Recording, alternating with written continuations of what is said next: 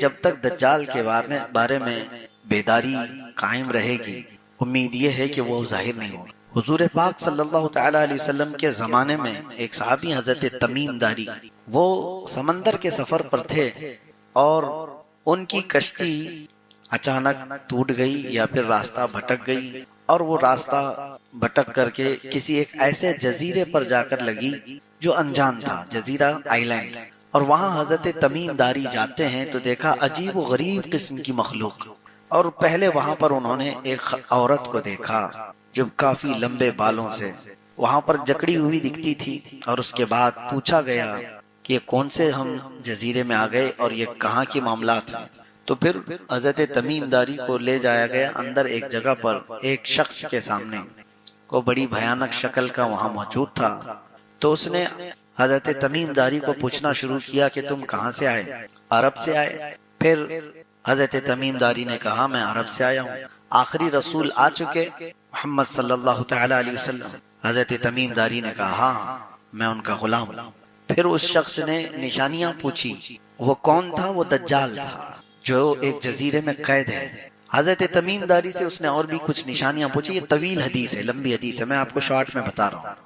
کہا کہ دریائے تبری کا کیا حال ہے، فلاں کا کیا حال ہے، فلاں چیز کیا کس کیفیت میں ہے۔ تو آپ نے جب بتایا حضرت تمیم داری نے یہ فلاں کیفیت میں ہے، یہ فلاں حالت میں ہے، تو اس نے کہا بس ابھی اور تھوڑا وقت باقی ہے میرے آنے۔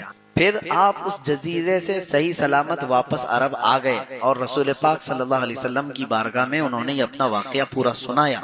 تو اللہ کے رسول صلی اللہ تعالی علیہ وسلم نے فرمایا وہ دجال ہے جس کو اللہ نے قید کر رکھا ہے، عنقریب اس کو چھوڑ دیا جائے گا، وہ زنجیروں سے آزاد ہو کر آئے گا اور پوری روئے زمین پر فتنہ مچائے گا۔ وہ دن قریب آ گئے۔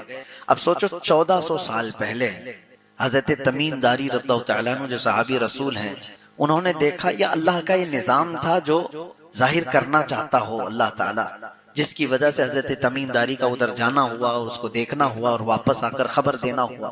اس کے بعد رسول کریم صلی اللہ تعالیٰ علیہ وسلم ہر وقت یہ دعا فرماتے تھے اللہم انا نعوذ بک من فتنة المسیح الدجال، اے اللہ ہم تجھ سے تیری پناہ مانگتے ہیں، اے اللہ ہم تیری پناہ مانگتے ہیں مسیح دجال کے فتنے سے۔ تو یہ دجال کا فتنہ ظاہر ہونے کے قریب ہے۔ اس کی علامات جو بیان کی گئیں وہ تو بڑی علامتوں میں سے تو ایک یہ ہے کہ وہ پوری دنیا میں سچ کو جھوٹ ثابت کیا جا رہا ہوگا اور جھوٹ کو سچ بتایا جا رہا ہوگا۔ کیا یہ میڈیا دجالی نہیں ہے؟ اس کے لیے ہم کہتے ہیں دجال، یہ عربی لفظ ہے دجل سے، دجل کہتے ہیں دھوکہ دینے والے، سچ کو چھپانے والے کو یہ دجل و فریب جس کو کہتے ہیں، اسی سے دجال ہے، بہت بڑا دھوکہ دینے والا۔ وہ ہے شیطان لیکن وہ خدا بن کر کے لوگوں کے سامنے آئے گا، وہ اپنی ایسی ایسی چیزیں دکھائے گا کہ آسمان سے بارش برسا کر، زمین سے سبزے اگا کر، بلکہ مردے کو وہ زندہ کر کے بھی دکھائے گا۔ ایک بڑی آزمائش ہوگی تمہارے سامنے، اگر مردے کو کوئی زندہ کر کے دکھائے کیا کہو گے؟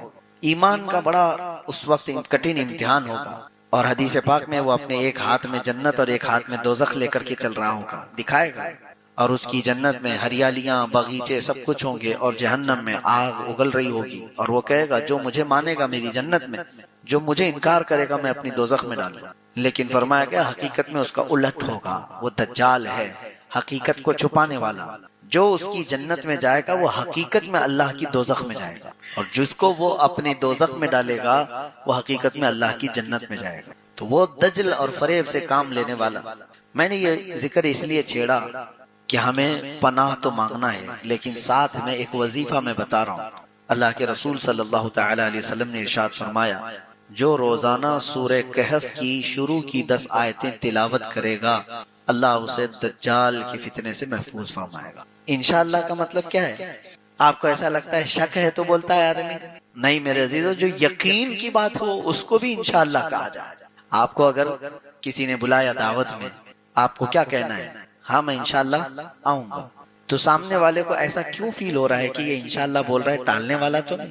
ایسا نہیں ہے، یہ ماحول، یہ مینٹلٹی بنی ہوئی، بلکہ یقین والا جو تمہارا معاملہ ہوگا اس کے لیے بھی آپ انشاءاللہ کا ہی استعمال کریں۔ ایسا ہوتا تھا ہمارے ساتھ، ہم جب مصر گئے تھے شروع میں، ہمارے ہاسٹل سے جو کالج جانے کی بس ہوتی تھی، 80 نمبر کی بس ہوتی تھی، وہ جاتی تھی۔ شروع میں جب جا کے کھڑے ہوئے، ہم کو معلوم نہیں تھا، تو ہم ڈرائیور سے پوچھتے کہ مدینہ نصر جائے گی یہ، یعنی ہمارے کالج جہاں پر ہے؟ ڈرائیور کہتا انشاءاللہ، تو ہم منہ دیکھتے کھڑے ہو جاتے کہ یہ جائے گا بھی کہ نہیں جائے گا، انشاءاللہ کیوں کہہ رہا ہے؟ تو یہ یہاں کا مزاج بنا ہوا تھا، اور وہاں عربوں کا حال یہ ہے کہ یقین والی چیز بھی اس کو جانا ہی ہے، وہاں پر وہیں جانے کی بس ہے وہ، اس کے باوجود بھی وہ کہتا ہے انشاءاللہ باذن اللہ۔ یہ مسلمانوں کی عادات میں سے ہے، صفات میں سے ہے۔ ہمارے والد فرمایا کرتے تھے انشاءاللہ کہنے کے سلسلے میں ایک آدمی گھوڑا خریدنے جا رہا تھا اور 50,000 روپے لے کر کے نکلا تھا، امام صاحب کے پاس آیا، کہا کہ حضور آج ایک بہترین گھوڑا خریدنے جا رہا ہوں۔ تو حضرت نے کہا انشاءاللہ کہو۔ اس نے کہا کہے کو انشاءاللہ، پیسہ بھی تیار، سب کچھ تیار، مارکیٹ سامنے ہے، ابھی جاؤں گا شام میں گھوڑا لے کے آؤں گا، سب کچھ ریڈی ہے، پھر کیا انشاءاللہ کہنا ہے؟ تو حضرت نے سمجھایا، لیکن وہ ترم خاں تھا، گیا، گھوڑا بعد میں خریدوں گا، پہلے ہوٹل میں بیٹھ کے بریانی کھایا، جم کے بریانی کھایا، اور اس کے بعد جب بریانی مکمل ہوئی تو پتا چلا کسی نے جیب کاٹ لیا، پورے پیسوں کی پرس ہی مار لیا کوئی۔ اس کے بعد پھر اس کی حالت خراب ہو گئی۔ وہاں تو ہوٹل میں پیسے دینے کو نہیں تھے، تو ہوٹل والوں نے پلیٹ دھلوائے، ٹیبل صاف کروائے، سب کچھ کروائے۔ شام میں وہ آیا امام صاحب کے پاس، مغرب میں پہنچا، حضرت نے پوچھا گھوڑا کہاں ہے؟ تو اس نے کہا کہ حضرت گھوڑا بعد میں، انشاءاللہ میں ہوٹل گیا تھا، انشاءاللہ بریانی کھایا، انشاءاللہ پیسے چوری ہو گئے، انشاءاللہ ٹیبل صاف کیا، انشاءاللہ پلیٹ دھویا، اور انشاءاللہ ابھی آ گیا، اب زندگی بھر انشاءاللہ ہے۔ تو یہ آپ کو اس لیے میں عرض کر رہا ہوں کہ تمہارے ساتھ کوئی حادثہ ہو جائے اس کے بعد سیکھو گے نہیں، بلکہ انشاءاللہ میں وہ طاقت ہے۔ حضرت سلیمان علیہ السلام کے متعلق فرمایا، انہوں نے ایک بار یہ کہا تھا، ان کی 100 بیویاں تھیں، کہا تھا آج کی رات میں ساری بیویوں کے پاس جاؤں گا اور ہر ایک سے ایک ایک مجاہد پیدا کروں گا۔ وہ نبی تھے، نبی کی قوت اور طاقت 100 مردوں سے زیادہ ہو۔ انہوں نے کہا لیکن اتفاق ایسا ہوا کہ آپ ساری بیویوں کے پاس گئے بھی، ملاقات بھی ہوئی، کسی بھی بیوی کو حمل نہیں ٹھہرا سوائے ایک کے، 99 بیویوں کو نہیں اور ایک کو، اور اس سے بھی یہ پتا چلتا ہے کہ نہایت ہی کمزور بچہ پیدا ہو۔ اور پھر رب تبارک و تعالیٰ کی طرف سے تلقین، تعلیم کرتے ہوئے سلیمان علیہ السلام کو کہا گیا کہ اگر تم جانے سے پہلے انشاءاللہ کہے ہوتے، ہر بیوی سے تمہارے مجاہد ہی پیدا ہوتا۔ نبیوں کے لیے تعلیم ہے تو پھر عام لوگوں کے لیے کیا ہے؟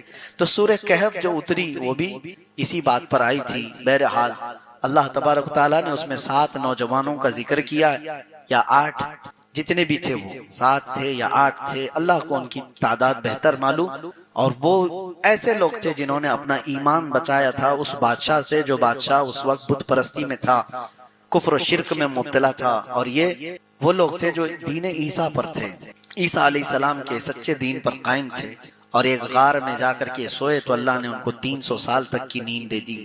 300 سال کے بعد اٹھے، اس کا ذکر سورہ کہف میں ہے کہ وہ کیسے سو رہے تھے، وہاں پر سورہ وہ جو غار تھا اس میں کیسے سوتے تھے۔ قرآن میں اللہ فرماتے ہیں وَتَرَى الشَّمْسَ إِذَا طَلَعَتْ تَزَاوَرُ عَنْ كَهْفِهِمْ ذَاتَ الْيَمِينِ وَإِذَا غَرَبَتْ تَقْرِضُهُمْ ذَاتَ الشِّمَالِ۔ تم دیکھو گے سورج جب پورب سے نکل کر پچھم کی طرف جاتا ہے تو ان کے غار کے بالکل اوپر سے نہیں جاتا، کبھی ادھر ہو جاتا ہے اور کبھی ادھر ہو جاتا ہے، تاکہ تیز دھوپ کی لو ان کے جسموں پر نہ پڑے۔ 300 سال تک سورج کی گرم تپش سے بھی اللہ ان کی حفاظت فرمائے۔ وہ اصحاب کہف تھے، ایمان بچانے کی جنہیں فکر تھی، اللہ تعالیٰ نے ان کو 300 سال تک بچا رکھا۔ ٹھنڈیاں، گرمیاں اور دوسرے موسموں کے تھپیڑوں سے اللہ نے ان کی حفاظت کی۔ 300 سال کے بعد وہ اٹھے بھی، اور اس کے بعد اچھا ان کے ساتھ ایک کتا بھی تھا، وہ بھی ساتھ سو رہا تھا، قطمیر، جس کا ذکر قرآن پاک میں آیا۔ پھر وہ لوگ جب اٹھے تو جس زمانے میں اٹھے تھے اس وقت تو بادشاہ ایمان والا تھا، پہلے جو بادشاہ تھا وہ دقیانوس، اور بعد میں جو بادشاہ تھا وہ بہدروس۔ اس نے دعا بھی کی تھی اللہ کی بارگاہ میں کہ اللہ میری رعایا آخرت کا انکار کر رہی ہے، تو ایسی کوئی نشانی بتا دے تاکہ لوگوں کے آخرت پر یقین بڑھ جائے۔ بادشاہ کی دعا قبول ہوئی اور اصحاب کہف کو 300 سال بعد اللہ نے دوبارہ اٹھایا، اور ان کے اٹھائے جانے کا اور پھر یہ سب تذکرہ مشہور ہو گیا۔ تو بادشاہ اور ان کی ساری رعایا نے آخرت پر یقین کا ایسا پختہ یقین کیا، پھر اصحاب کہف کو دوبارہ اسی غار میں سونے کا حکم ہوا، یا وہ سو گئے تو اللہ نے پھر سے ان کو نیند گہری دے دی، آج تک وہ سو رہے ہیں اصحاب کہف۔ اور اللہ تبارک و تعالیٰ فرماتا ہے کہ تم انہیں دیکھ نہیں سکو. اللہ تبارک و تعالیٰ فرماتا ہے کہ تم انہیں دیکھ نہیں سکو گے. لَوِ اطَّلَعْتَ عَلَيْهِمْ لَوَلَّيْتَ مِنْهُمْ فِرَارًا، اگر تم میں سے کوئی انہیں دیکھ لے گا تو پیٹ پھیر کر بھاگ جائے گا. ان کا رعب اللہ نے کہف میں رکھا ہے، غار میں.